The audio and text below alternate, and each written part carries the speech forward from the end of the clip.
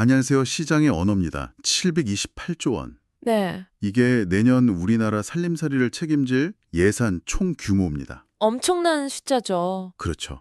그런데 정말 놀라운 건 이 숫자가 아니라 5년 만에 처음으로 여야가 큰 싸움 없이 법정 기한 안에 이 예산안을 통과시켰다는 점이에요. 정말 이례적인 일이죠.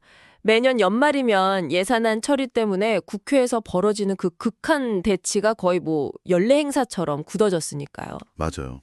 올해는 정말 조용히 넘어갔어요. 네. 그래서 이번에는 이 거대한 728조 원짜리 예산안 그 속을 제대로 한번 들여다보려고 합니다. 아, 좋습니다.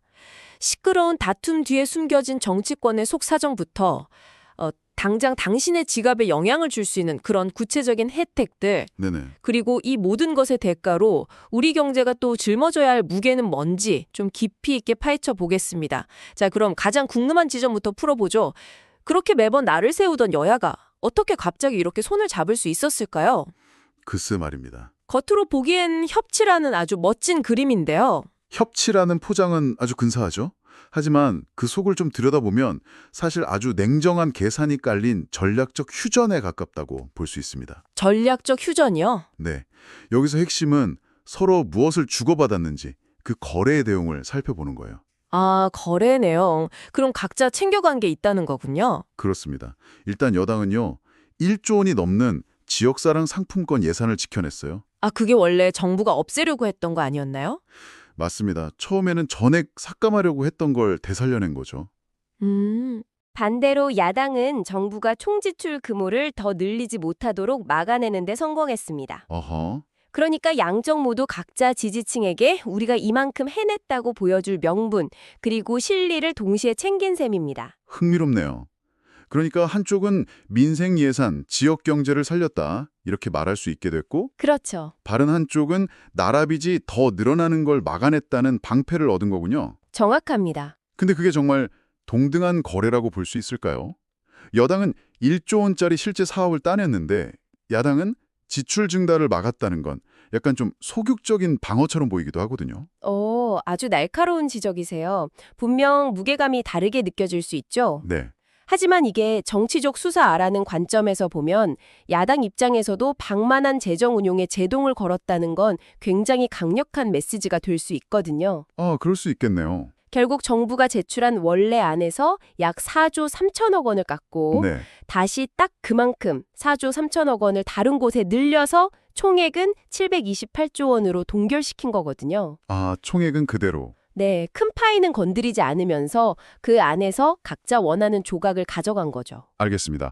그런 거대 담론이 오가는 동안 물밑에서는 또 다른 움직임이 있었다고요? 네, 소위 실세라고 불리는 힘있는 정치인들이 자기 지역구 예산을 슬쩍 늘렸다는 이야기가 나오던데요. 바로 그 지점이 현실 정치를 가장 잘 보여주는 대목입니다.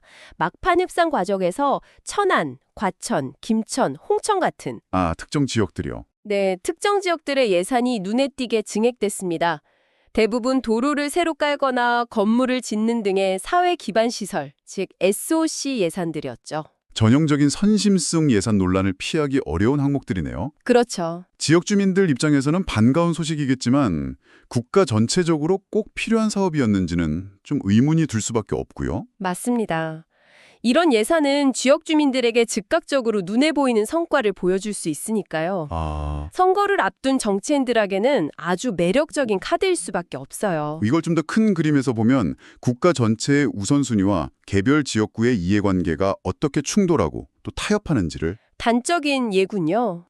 협치라는 보기 좋은 이름 아래 때로는 이렇게 나눠먹기식의 예산 편성이 이루어지는 것이죠. 결국 정치권의 이런 줄다리기가 중요한 건 그 결과가 고스란히 우리 주머니 사정으로 연결되기 때문이겠죠. 그렇죠. 제일 중요하죠. 그래서 지금부터는 가장 궁금해하실 부분, 그래서 내년에 내 지갑에 실제로 들어오는 돈 혹은 아낄 수 있는 돈이 뭔지 하나씩 따져보겠습니다. 첫째, 내년에 전기차 구매를 고민하고 있다면 꼭 알아두셔야 할 내용입니다. 기존 구매 보조금 300만 원은 그대로인데 여기에 새로운 혜택이 추가됐더라고요. 네, 바로 전환 지원금이라는 건데요. 전환 지원금이요? 타던 내연기관차를 중고로 팔거나 폐차하고 전기차로 바꾸면 100만 원을 추가로 지원해 준다는 내용입니다. 아, 단순히 새 전기차를 사는 걸 넘어서 기존 내연기관차를 아예 없애는 걸 유도하겠다는 거죠. 그러니까 기본 보조금에 이 전환지원금까지 더하면 차종에 따라 최대 400만 원에서 500만 원까지 혜택을 볼 수 있게 되는 거네요. 맞습니다. 이건 꽤 큰데요? 그렇죠. 정부 입장에선 친환경차 보급과 노후차 감축이라는 두 마리 토끼를 동시에 잡으려는 꽤 영리한 정책이라고 볼 수 있습니다. 자, 둘째는 매일 대중교통으로 출퇴근하는 분들에게 정말 희소식일 것 같습니다. 새로운 교통 패스가 나옵니다. 네, 이른바 교통 정액 패스인데 이건 정말 많은 분들의 생활에 직접적인 영향을 줄 겁니다. 네. 일반 성인 기준으로 월 6만 2천 원만 내면 서울 시내의 버스, 지하철 같은 대중교통을 무제한으로 탈 수 있게 돼요. 제가 대충 계산을 해보니까 하루에 왕복 교통비로 한 3천 원 정도 쓰시는 분이라면 한 달에 6만 6천 원 정도 나올 텐데 그럼 무조건 이득이네요. 그런 분들은 무조건 이득이겠네요. 게다가 청년과 어르신은 할인 혜택이 더 커서 월 5만 5천 원이라고요. 맞습니다. 만약 수도권 광역급행철도 GTX까지 자주 이용하신다면 월 10만 원대 패스를 이용할 수도 있고요. 아, GTX 포함해서요? 네. 그리고 기존에 있던 K패스, 그러니까 매달 쓰는 교통비의 일부를 다음 달에 현금처럼 돌려주는 제도에도 변화가 있습니다. 어떤 변화죠? 특히 어르신들은 환급률이 기존 20%에서 30%로 크게 오릅니다. 셋째, 아이를 키우는 부모님들과 사회에 첫 발을 내딛는 청년들을 위한 지원도 늘어납니다. 네, 이건 저출산 문제와 청년 문제에 정부가 얼마나 신경 쓰고 있는지를 보여주는 대목 같아요. 그렇죠.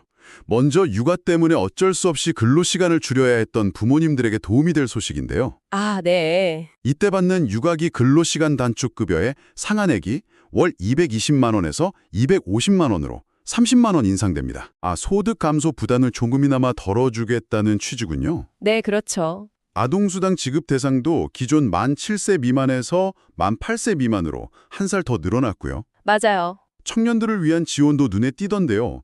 청년 미래적금 예산이 통과됐더라고요. 네. 그동안 재원 문제로 논란이 좀 있었는데 결국 통과됐습니다. 높은 금리랑 비과세 혜택을 줘서 청년들이 목돈 마련하는 걸 돕는 금융상품이죠. 아, 청년층의 자산 형성을 지원해서 미래를 설계할 기반을 만들어주겠다. 이런 정책 목표가 담겨 있습니다. 이렇게 들어보니 전기차, 교통, 육아, 청년 지원까지 정말 다양한 혜택들이 촘촘하게 마련된 느낌이네요. 네. 이런 혜택들은 단순히 돈을 나눠주는 것 이상의 의미를 가지거든요. 어떤 의미죠? 바로 정부가 현재 우리 사회에 어떤 문제를 가장 시급하게 보고 있는지 그 정책의 우선순위를 명확하게 보여주는 지표라는 거죠. 아, 친환경 에너지 전환, 서민 생활비 부담 완화, 그리고 가장 큰 숙제인 저출산 문제 대응, 이 세 가지 큰 목표가 예산안에 그대로 녹아 있다고 볼 수 있습니다. 이렇게 늘어난 혜택들, 물론 아주 반가운 소식입니다. 하지만 여기서 우리는 아주 근본적인 질문을 던져야 합니다. 그렇죠. 이 돈, 전부 어디서 나오는 걸까요? 공짜 점심은 없다는 말이 있잖아요. 바로 그 지점이 이 예산안의 가장 어두운 그림자라고 할 수 있습니다. 내년 국가 채무 총액이 1,400조 원을 훌쩍 넘어설 전망입니다. 1,400조요? 네, 정확히는 1,413조 8천억 원이요. 1,413조. 숫자가 너무 커서 현실감이 없을 정도네요. 그렇죠. 그래서 더 중요한 수치가 있습니다. 어떤 거죠? 바로 이 국가 채무가 우리나라 전체 경제 규모, 즉 GDP 대비 몇 %냐는 건데요. 내년에는 이 비율이 사상 처음으로 50%를 넘어서 51.6%에 이를 것으로 보입니다. 51.6%. 그 50%라는 선이 그렇게 중요한 의미를 갖는 건가요? 굉장히 중요합니다. 그동안 많은 경제 전문가들이 재정 건전성을 평가하는 일종의 마지노선으로 여겨왔던 심리적 저항선 같은 거군요. 네, 심리적이면서도 실질적인 저항선이거든요. 이 선이 무너졌다는 건 국가의 빚 갚을 능력이 경제 성장 속도를 따라가지 못하기 시작했다는 위험 신호로 해석될 수 있습니다. 나라 살림의 절반 이상이 빚이라는 뜻이군요. 그렇습니다. 여기서 정부 지출이 가진 양면성이 드러나는 것 같습니다. 돈을 풀어서 경기를 부양하고 어려운 사람들을 돕는 긍정적 효과가 분명 있지만 네. 동시에 미래의 부담을 현재로 끌어다 쓰는 구조이기도 하니까요. 정확합니다. 정부가 정말 아슬아슬한 줄타기를 하고 있는 셈이죠. 시중에 돈이 너무 많이 풀리면 물가를 자극할 위험도 있고 무엇보다 이 빚은 언젠가 우리 자신이나 다음 세대가 세금으로 갚아야 할 부담으로 돌아오니까요. 그렇죠. 경기를 살리면서도 재정 건전성을 지켜야 하는 아주 어려운 과제에 직면한 겁니다. 바로 그 지점에서 이번 예산안 협상 과정에서 AI, 즉 인공지능 관련 지원 예산이 약 2천억 원이나 삭감됐다는 사실은 시사하는 바가 아주 커 보입니다. 네, 굉장히 상징적인 사건이라고 생각합니다. 당장 먹고 사는 문제와는 직접적인 관련이 없어 보이지만 미래의 국가 경쟁력을 좌우할 핵심 동력이잖아요. 맞아요. 심지어 미국과의 통상 문제 대응을 위한 프로그램 예산도 1조 9천억 원이나 감액됐습니다. 반면에 앞서 이야기했던 지역 SOC 사업 예산은 오히려 늘었죠. 그러니까 당장의 지출과 눈에 보이는 성과를 위해서 미래의 성장 동력이 될 수 있는 분야의 투자를 일부 포기한 것 아니냐, 이런 비판을 피하기 어렵겠네요. 이건 전형적인 정치적 딜레마 상황을 보여줍니다. 딜레마요? 네. 복지나 사회 기반 시설, SOC 예산은 그 효과가 즉각적이고 누가 혜택을 받는지 명확하며 눈에 잘 보입니다. 그렇죠. 하지만 R&D나 미래 산업에 대한 투자는 그 성과가 언제 어떻게 나타날지 불확실하고 당장은 국민들이 체감하기 어렵죠. 그래서 정치적으로 볼 때 당장의 표심을 얻기에는 먼 미래의 R&D 투자보다는 지역에 다리 하나 더 놓아주는 게 훨씬 효과적이라는 계산이 작용했을 수도 있겠군요. 그럴 가능성이 높습니다. 미래산업예산 삭감의 부작용은 몇 년 혹은 십수년 뒤에 나타나기 때문에 당장은 그 심각성을 체감하기 어렵거든요. 결국 현재의 시급한 필요와 미래의 무한한 가능성 사이에서 이번 예산안은 전자를 택하는 어려운 결정을 내린 것으로 보입니다. 정리해보면 이번 728조 원 예산안은 통근자부터 부모, 청년까지 많은 사람들에게 전기차 보조금, 교통패스, 육아지원금처럼 즉각적이고 구체적인 혜택을 제공합니다. 네, 당장의 혜택은 분명하죠. 하지만 그 재원은 사상 최대 규모의 빚으로 마련되었고 그 과정에서 AI와 같은 미래 기술에 대한 투자는 일부 축소되었습니다. 이 예산안은 결국 현재 우리 사회가 내린 하나의 선택이라고 할 수 있습니다. 오늘 우리가 살펴본 이런 상충관계를 고려했을 때 만약 당신에게 결정권이 있다면 어떤 선택을 하시겠습니까? 오늘의 혜택과 내일의 투자 사이에서 당신은 어디에 무게를 두시겠습니까? 국가의 빚이 감당할 수 없을 만큼 커지는 시점은 과연 언제일까요? 한 번쯤 깊이 생각해 볼 문제입니다. 지금까지 시장의 언어였습니다.